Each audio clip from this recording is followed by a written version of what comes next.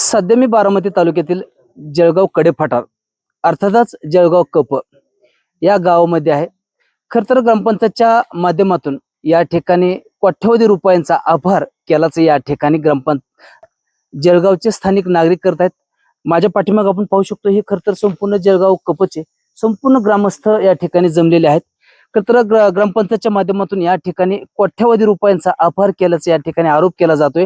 तसंच मी ज्या ठिकाणी उभा आहे ते जळगाव कपचं हे स्मशानभूमी आहे. या स्मशानभूमीसाठी साधारणतः शासनाच्या वतीने प्रशासनाच्या वतीने या ठिकाणी 65 लाखाचा निधी या ठिकाणी देण्यात आला होता आणि 65 लाखाच्या निधीच्या माध्यमातून हे संपूर्ण काम केलंच असं या ठिकाणी प्रत्यक्षदर्शी आपल्याला पाहायला मिळतात. हे संपूर्ण आपण पाहू शकतो या ठिकाणी हे जळगाव कपचं जे स्मशानभूमी आहे त्याचा हा संपूर्ण परिसर आहे.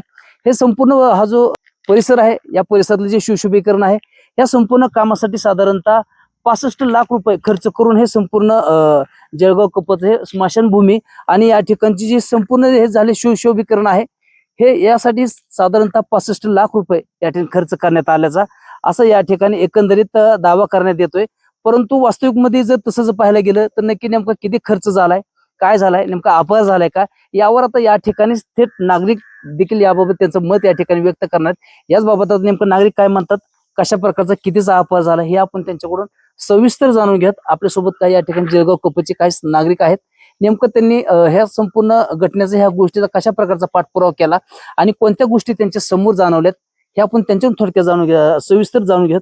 काय सांगाल की तुमचं नाव सांगा आणि नेमकं तुमचं अधिकचं म्हणणं काय आणि काय पाठपुरावा करत असताना तुम्हाला कोणत्या गोष्टी जाणवल्या? नमस्ते सर, माझं नाव प्रवीण तुकाराम खंडाळे, मी याच गावचा रहिवासी आहे.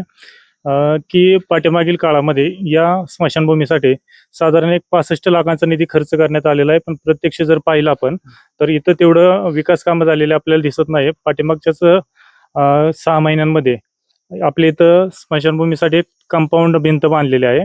परंतु ती कंपाऊंड भिंत मंजुरीच्या कामांमध्ये नव्हती. तर आपल्या मंजुरीच्या कामांमध्ये स्मशानभूमीसाठी रस्ता करणे असं होतं, पण इथं रस्त्याची आवश्यकता पण आहे आणि त्या पद्धतीचं काम पण झालेलं नाही. तर त्यांनीच दिलेल्या पेमेंटच्या व्हाउचरनुसार आपल्या इथं स्मशानभूमीसाठी शेड उभारणे असं त्यांना उल्लेख केलेला आहे आणि त्यानुसार त्यांनी 3.5 लाखाचं शेड उभारलेलं पण आहे, पण इथं आपल्याला प्रत्यक्षात ते दिसून येत नाही. तर 65 लाखांचा निधी खर्च झाला आहे साधारणपणे. तर त्या दृष्टीनं आपल्याला इथं काहीच पाहायला भेटत नाही. इथं जर आपण ते प्रेत ठेवण्याची जे जागा असते किंवा स्टँड असतं इथे, तर ते त्यांनी दगडावरती ठेवलेलं आहे. तर ते अशा पद्धतीनं ठेवलं की त्याला कुठले नट बोल्ट लावलं नाही किंवा काहीच केलं नाही. तर यामध्ये माझं तर म्हणणं आहे की 100% याच्यामध्ये भ्रष्टाचार झालेला आहे.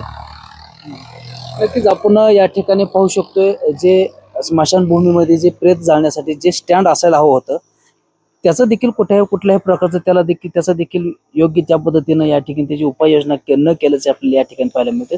फक्त साधारणतः या ठिकाणी जे विटांचं जे ब्लॉक आहेत त्याच्यावरती फक्त आणून फक्त ठेवण्याचं काम या ठिकाणी केल्याचं आपल्याला पाहायला मिळत आहे. एकंदरीत जर ह्या संपूर्ण स्मशानभूमीतल्या परिसरामध्ये जर पाहिलं तर साधारणतः त्यांच्या म्हणण्यानुसार शेड असायला हवं होतं. ते या बाजूला जर आपण जर पाहिलं तर कुठल्याही प्रकारचं आपल्याला शेड दिसत नसल्याचे एक भयान चित्र या ठिकाणी आपल्याला पाहायला मिळत आहेत. तर ह्या स्मशानभूमीसाठी जे सुशोभीकरण करायला हवं होतं ते कुठल्याही प्रकारचं या ठिकाणी झालेलं नाही. परंतु साधारणतः हे 65 लाखांचं जे स्मशानभूमी आहे ती 3 टप्प्यात या ठिकाणी पार पडली आहे. परंतु नक्कीच ह्या स्मशानभूमीसाठी 65 लाख रुपये नेमकं खर्च कुठं केला आणि कसा केला असे देखील आता अनेक प्रश्न या ठिकाणी अनुत्तरित आहेत. तसंच काही ग्रामस्थ आहेत, नेमकं अजून काय नेमकं किती ऑफर झाले, अजून कोणते कामात ऑफर झाले असं वाटते? काय तुमचं नाव सांगा? मी राजेंद्र सकाराम सकट, जळगाव कप येथील कायमचा रहिवासी असून 15% अजूनपर्यंत नाही खर्च झालेला नाही. तसेच 15 वित्त आयोगामधून सुद्धा मागासवर्गीयांसाठी अजून 15 वित्त काहीच खर्च झालेला नाही. त्याच्याबद्दल मी माझी नाराजी व्यक्त करतो. काय किती 15 वित्त आयोगातून किती निधी येतो, काय किती? आता ते विकास आराखडे येतात त्यांच्याकडे माहिती याबाबत असणार. तुम्ही का सरपंच असतील, ग्रामसेवक असतील किंवा कुणाला भेटलं होतं का? जबाबदार सरपंच असताना आणि दलित वस्ती शिवाय दलित वस्तीत का नाही वर्षातून एकदा ग्रामसभा घेणे का नाही क्रमप्राप्त असतं. परंतु का नाही अद्यापपर्यंत त्यांनी का नाही इथून मागच्या काळात ग्रामसभा घेतलेली नाही. काय वाटतं एकंदरीत आज तुम्ही देखील सत्तेत आहेत, साधारण ग्रामपंचायतच्या संपूर्ण बॉडी असेल किंवा ग्रामपंचायतवर ग्रामस्थांच्या वतीने आरोप करण्यात येतो, काय एकंदरीत पाहताय? माझं नाव सुरेश लोणकर. अजितदादांनी एवढा स्वच्छ मनाने निधी दिला, भरपूर साधे एवढ्या कागदावर सुद्धा पैसे दिले, पण गावात त्याचा अजिबात वापर व्यवस्थित झालेला नाही. आणि ह्याच्यामध्ये मला अपहार जास्त कळतोय. आणि मी सदस्य असून फक्त हाजरीपुरता मी तिथं असतो. मला कुठल्याही विचारात घेतलं जात नाही. मला कुठलीही माहिती मिळत नाही. अशा पद्धतीचा कारभार यांचा आहे. काय नेमकं तुम्ही कुठल्या पक्षाचे आहेत, कुठल्या पार्टीचे आहेत का? आणि बाकीचे मी दादांचा समर्थक आहे. हा, हा. दादा. दादांचा आता राष्ट्रवादी सत्ता कुठल्या पक्षाची? त्यांचीच आहे ना, हा. त्याच पक्षाची. किती टोटल एकूण आता बॉडीवरती किती सदस्य आहेत? 6 अधिक 1 सहा 7 अधिक एक. 7 सदस्य आहेत. 7 सदस्य आहेत. आता या ठिकाणी ग्रामस्थांच्या वतीनं अपार केला असा आरोप केला जातोय. काय वाटते तुम्हाला नेमकं? नाही झालेला आता आपल्याला दिसतोयच ना समोर. साधारणतः अपार किती अपार झालेलं झाले दिसतोय. साधारणतः? भरपूर झालेला आहे. साधारण 1.5-2 कोटीच्या पुढे असेल अपार. कामापेक्षा अपार जास्त आहे. त्यावर तुम्ही ग्रामपंचायत सदस्य एक जबाबदार म्हणून तुम्ही त्या ठिकाणी कधी आवाज उठवला का काय? उठवला तरी एका ह्याला कोण विचारतं? एका सदस्याला विरोधातल्याला त्यांनी ती सरळ अशी करून येतात ना. याबाबत एक काही कुठं मताने. सुनेत्र वहिनी असतील किंवा जे पवार असतील किंवा पार्थ पवार असतील यांच्या कधी कानावर घातले का तुम्ही? नाही घालणार आहे आता. दादांच्या आम्ही घातलो हा, हा. पण आता दादाच राहिले नाहीत. पण दादांच्या आत्ता नवीन पुन्हा जायच्या वेळेस तर दादाच हे झालं ना. त्यामुळे तिथपर्यंत जाता आलं नाही. पण आता जाणार आहे आम्ही त्यांच्याकडे पुढच्या वेळेस. नक्कीच या ठिकाणी दादा हयात असताना देखील दादांच्या कानावरती या ठिकाणी हा संपूर्ण भ्रष्टाचाराचा जो किंवा अपराचा प्रकार आहे संपूर्ण कानावरती घातला होता असं देखील आरोप करतात. काय नेमकं काय कसं पाहतंय संपूर्ण अपहार केला जातोय असं सातत्याने आरोप होतोय. काय नेमकं अपहारामध्ये काय काय कोणत्या कामांमध्ये अपहार केला असं वाटतं? आता आदरणीय आमचे दादा अजितदादा पवार हे आमचं दैवत आहे. आता दादांनी बारामती तालुक्याचा भरपूर विकास केलेला आहे आणि त्याचबरोबर खेड्यांचा सुद्धा विकास झाला पाहिजे असं दादांचं स्वप्न होतं. पण ह्या चालू सदस्य बॉडींनी अतिशय भरपूर निधी दिला. दादा अतिशय योजना दिलेल्या आहेत. अतिशय योजना फक्त कागदावर राहिलेल्या आहेत.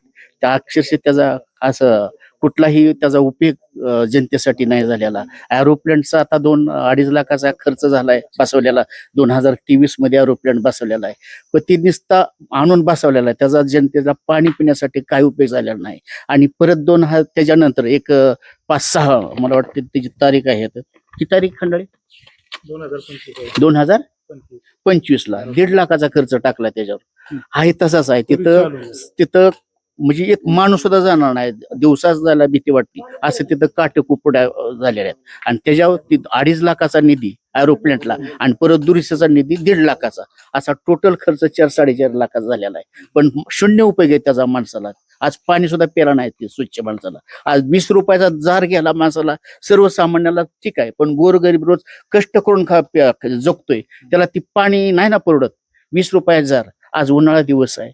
आज भटकंती 500-400-500 रुपयात मोलमजुरी करून आज तेल मीठ घेतलं म्हटलं तर त्याला 300 रुपये गावात टँकर वगैरे चालू का? मग पाण्याची सोय कशी केली? कशा प्रकारची केली? 4 दिवसातनं पाणी पहिलं सुटत होतं. आता ग्रामसभा झाल्यापासून आम्हाला रोज पाणी सुटतंय. कधी झाले 2 ग्रामसभा? दिवसाडा कधी झालं ग्रामसभा? 29 मेला झाली. 29 मे ग्रामसभा झाली. 2 काय साधारणतः तुम्ही सगळेजण आरोप करतायत की किती कोटीचा किती लाखाचा ऑफर झाला नेमका? साधारण 1.5 कोटीचा अपार आहे. 1.5 ते 2 कोटीचा अपार आहे. जास्त निघल. पण आता हे आम्ही 2021 साधारणतः हा जो ऑफर झाला हे तुम्ही अंदाजे बोलताय का तुम्ही याबाबत नाही, कुठं हे सगळे पुरावे गोळा केलेले आहेत. कागदोपत्री काय पाठपुरावा केलाय? पाठपुरावा आम्ही सगळे कागदपत्रेच बोलतोय. ह्यात एकही मोगम पंच किंवा अंदाज पंच कोणी बोलत नाही. हे सगळं आम्ही डॉक्युमेंट्स काढलेले आहेत आणि ह्याच्या डॉक्युमेंटच्या आधारेच आम्ही आरोप करतोय. काय वाटते तुम्हाला? एका कामावरून हा? तुमच्या लक्षात येत असेल ना हा. अपार झाला असेल का नसेल. एक काम बघितल्यानंतरच लक्षात येते ना तुमच्या बी मीडियावाल्यांच्या सुद्धा. काय सांगाल एकंदरीत ऑफर झालाय? कुठल्या कामांचा ऑफर झालाय वाटतंय आणि कुठल्या कामात किती लाखांचा असेल किंवा कितीचा ऑफर झालाय असं वाटतं? माझं नाव संजय बाबळे, जळगाव कपत्राचे. गावात विकास कामासाठी शासन भरपूर निधी देतं. कोट्यवधी रुपये निधी देतं. पण रोडची कामं जळगावमध्ये झाल्यात तर ती इतर ठिकाणी दाखवली जाते. 23 नंबरला नोंदी नाहीत. गटर योजना झाली, एकच गटर दोनदा दाखवलं जात आहे. ती पण कामं म्हणजे अर्धवट काम आहे सगळी गावात. पूर्ण कामं कुठली झालेली नाही आजपर्यंत.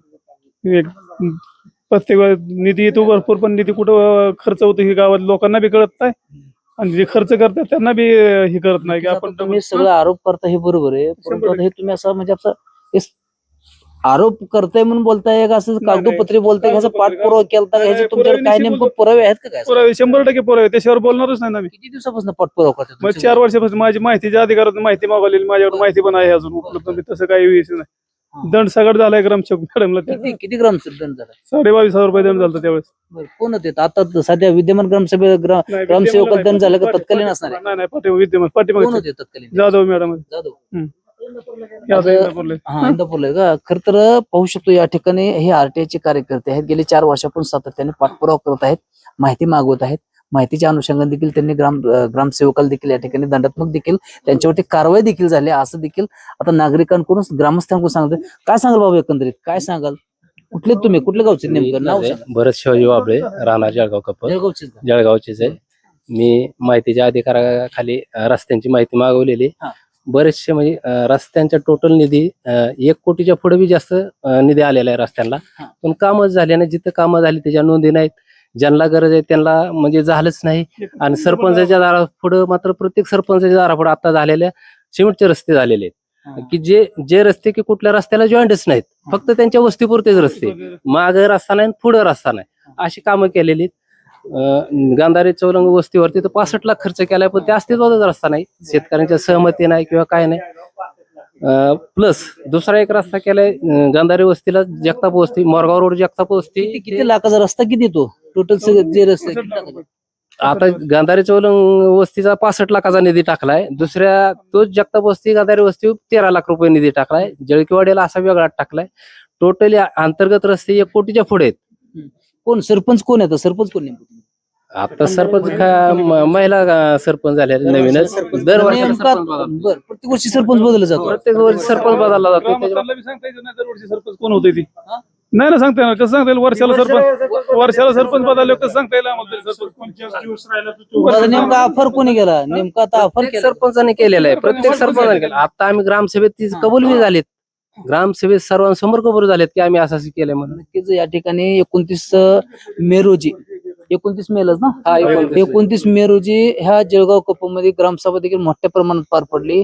साधारणतः ही ग्रामसभा सकाळी 10 ते सायंकाळी 4 वाजेपर्यंत ही ग्रामसभा सुरू होती. अक्षरशः संपूर्ण गाव ह्या गावचे ग्रामदैवत हनुमान मंदिर ना, हनुमान मंदिर ह्या गावाचे ग्रामदैवत आहे हनुमान मंदिरात त्या ठिकाणी ग्रामसभा पार पडली. साधारणतः हे 10 ते 4 एक साधारणतः 5 ते 6 तासापर्यंत ही ग्रामसभा सुरू होती. आणि ह्या सभेमध्ये संपूर्ण हा अफर झाल्याचा सगळा गदारोळ झाला. आणि त्या ठिकाणी मात्र झालेल्या भ्रष्टाचाराचा या ठिकाणी पोलखोल करण्यात आली. आणि त्यानंतर मग ही इतिहासातली पहिली ग्रामसभा म्हणायला लागली, साधारणतः 5 ते 7 तास चालणारी. त्यानंतर देखील संपूर्ण महिला असतील किंवा संपूर्ण पुरुष मंडळी असतील देखील संपूर्ण ग्रामस्थ आक्रमक झाल्याचं त्यावेळी देखील चित्र पाहायला मिळालं. परंतु ग्रामसभेमध्ये अनेक देखील त्या ठिकाणी विषय मांडले गेले होते. त्याच ग्रामसभेतले व्हिडिओ देखील व्हायरल होत होता. त्यासोबत देखील आपल्या या ठिकाणी भगिनीत काय सांगाल की तुमचा देखील व्हिडिओ व्हायरल होत होता. काय नेमकं तुमची त्या ग्रामसभेत नेमकी मागणी काय होती? नेमकं काय ऑफर झाला होता? नमस्कार, माझं नाव भाग्यश्री प्रवीण खंडाळे. मी या गावची रहिवासी आहे. मी ग्रामसभेमध्ये एक सॅनिटरी पॅड मशीन या मुद्द्यावर त्यांना विचारणा केली होती. मेरी पंचायत ऍप मधून मला ते एक वाउचर मिळालं होतं की सॅनिटरी पॅड मशीन खरेदी केलं आहे म्हणून मी सरपंच वाबळे सरपंच आहेत वसंतराव वाबळे यांना तो प्रश्न विचारला की ते मशीन तुम्ही कुठं ठेवलं आहे की जेणेकरून महिलांसाठी, आपल्या गावातल्या महिलांसाठी त्याचा वापर करता येईल. तर ते म्हटले की ते जे मशीन आहे ते आपण हॉस्पिटलमध्ये ठेवलेलं आहे आणि मला काही एवढं माहिती नाहीये, मी फक्त OTP देत होतो. आणि बाकीचे पण सरपंच तेवढंच म्हणत होते आम्ही की OTP देतोय ना, आम्हाला काय बाकीचं माहिती नाही. आधीच्या सरपंचांना विचारा, आधीच्या ग्रामसेवकांना विचारा. त्यानंतर त्यांना तरी सुद्धा विचारलं आपण की तुम्ही खरंच बाबा ठेवलं आहे का मशीन हॉस्पिटलमध्ये? म्हणे हो ठेवलं आहे. मग त्यानंतर ज्या मेडिकल मधून आपण ते खरेदी केलं आहे, म्हणजे बिलामध्ये दाखवलेलं आहे स्वयंभू मेडिकल, ते आपल्या गावामध्येच आहे, तर त्यांना बोलवलं तर ते म्हटले मी कोणत्याही प्रकारचं मशीन दिलेलं नाही. त्यानंतर हॉस्पिटलमध्ये ज्या आहेत डॉक्टर त्यांना बोलवलं तर त्या म्हटल्या माझ्या हॉस्पिटलमध्ये अशा कोणत्याही प्रकारचं मशीन नाहीये. म्हणजे ह्यांनी फक्त कागदोपत्रीच ते बिल काढलेलं आहे आणि त्या पैशाचा गैरवापर केलेला आहे. कमीत कमी महिलांच्या ज्या गोष्टी आहे, आपण सशक्त भारत, सशक्त महिला याविषयी फक्त आता बोलण्यापुरत्याच मर्यादित राहिल्या आहेत आमच्या गावामध्ये, असं मला वाटतंय की तुम्ही महिला ज्या सशक्तीकरणावर खर्च करताय, पण तो फक्त कागदोपत्रीच करताय. ते गोष्टी म्हणजे अवेलेबलच नाहीये. तर म्हणजे हा मला वाटतं की खूप गंभीर प्रश्न आहे की कमीत कमी त्यांनी तो व्यवस्थित मार्गी लावावा किंवा अशा गोष्टी नाहीच झाल्या पाहिजे गावामध्ये. आणि हा भ्रष्टाचार झालाय हे त्यांनी कबूलही केलेलं आहे. नक्कीच या ठिकाणी प्रत्येक वर्षी या ठिकाणी सरपंच बदलला जातोय, परंतु विशेषतः जर पाहिलं प्रत्येक सरपंचाने या ठिकाणी हात धुवून घ्यायचा सपाटा या ठिकाणी लावल्याचं आपल्याला या ठिकाणी चित्र पाहायला मिळते. प्रत्येक सरपंचाने या ठिकाणी हात धुवून घेतल्याचा सपाटा या ठिकाणी आपल्याला पाहायला मिळत आहेत. तसं आपल्यासोबत या ठिकाणी काही नागरिक आहेत. काय सांगाल, एकंदरीत अपहार झालाय असा आरोप होतोय, काय नेमकं तुम्हाला काय जाणवलं, तुम्हाला काय दिसून आलं? तुम्ही आता जे हे घेत आहे मुलाखत, त्याच्यामध्ये सर्व ग्रामस्थांतर्फे तुम्ही ऐकून घेतलेले काय बोलले, अपहार किती झालाय काय मध्ये. ह्याच्यामध्ये प्रामुख्याने आपल्या गावामध्ये सार्वजनिक सुरक्षेचा विषय असेल तर आपण काय बसवतो, सीसीटीव्ही कॅमेरा बसवतो. याच्यामध्ये आम्ही त्या दिवशी ग्रामसभेमध्ये विचारलं सीसीटीव्ही कॅमेरा बसलेत की तुमच्याकडे, तर ते बोलले सीसीटीव्ही कॅमेरा आमच्याकडे 3च बसलेत. तर कुठे बसलेत, तलाठी कार्यालयामध्ये 1 बसलेत, 2 ग्रामपंचायत मध्ये. मग आता जे आमच्याकडे बिल आहे त्याचं व्हाउचर जे निघालंय ते 1,80,000चं बिल आहे. सीसीटीव्ही कॅमेरे 3 जर विकत घ्यायचे असतील कुठल्या एजन्सीकडून तर मॅक्स 15,000 मध्ये 3 सीसीटीव्ही कॅमेरे मिळू शकतात. तर अपहार केलाय तो 1,80,000चा, म्हणजे 16 युनिट्स कॅमेरे विकत घेतलेत. तर प्रत्यक्षात अस्तित्वात आहेत फक्त 3 कॅमेरे आहे, ते बी चालू नाही. ते चालू नाहीत, आता पूर्णपणे बंद आहेत पूर्ण जागेवरती. अशा पद्धतीने अपहार चाललेला आहे. 15,000 जास्त सांगितलं, नाही, नाही. 8,000 पण मिळू शकतात. 8,000 15,000 पण हा 1,80,000चे बिल आहेत व्हाउचर काढलेत. हा पूर्णपणे भ्रष्टाचार गावामध्ये चाललेला आहे. ग्रामसेवकांना बिल विचारले तर ग्रामसेवकांकडे बिल नाहीत, सरपंचाने विचारलं तर अनुत्तरे उत्तर सगळी मिळायला आहेत आम्हाला. आता सध्या तुमच्या जळगाव कपमध्ये राष्ट्रवादीची सत्ता आहे. दोन्ही पार्ट्या जरी वेगवेगळ्या जरी असल्या तर सत्ता मात्र राष्ट्रवादीचीच आहे. या संदर्भात आता तुम्ही जय पवार असतील किंवा पार्थ पवार असतील किंवा सुनेत्रा वहिनी असतील यांच्यापर्यंत तुमचं झालं हा भ्रष्टाचार असेल किंवा हा अफार असेल किंवा ही संपूर्ण ज्या घटना घडतायत त्या संदर्भात तुम्ही तक्रार वगैरे काय केली का? आम्ही 1 महिना झाले कागदपत्रांची जुळाजुळी करतोय पुराव्यानिशी.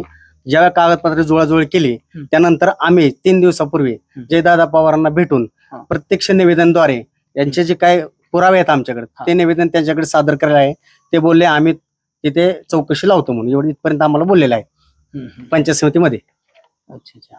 एकंदरीत जर आपण पाहिलं तर या ठिकाणी जळगाव कपोमध्ये मोठ्या प्रमाणात ऑफर झाल्याचं या ठिकाणी भयान चित्र आपल्याला पाहायला मिळतात. परंतु याबाबत देखील आता त्यांनी देखील राज्याचे उपमुख्यमंत्री सुनेत्रा पवार असतील किंवा स्वर्गीय अजित पवारांची चिरंजीव जय पवार असतील किंवा पार्थ पवार असतील यांच्याशी देखील त्यांचा देखील संपर्क झालाय. परंतु येणाऱ्या काळामध्ये देखील आता ते पुन्हा जय पवार असतील किंवा पार्थ पवार असतील किंवा सुनेत्रा पवार असतील राज्याचे उपमुख्यमंत्री त्यांच्याशी देखील भेटणार आहेत. त्यांना देखील या संपूर्ण प्रकरणाचा गारण ते देखील त्यांच्यासमोर मांडणार आहेत. आता येणाऱ्या काळामध्ये आता पाहूयात नेमकं जळगाव कोपला नेमकं कशा प्रकारचा न्याय दिला जातोय, झालेल्या भ्रष्टाचार किंवा अपहारावरती आता कशा प्रकारची कारवाई केली जाते हे देखील पाहणं अधिक महत्वाचं ठरणार आहे. सुंदर कुसाळकर, LS मराठी, बारामती.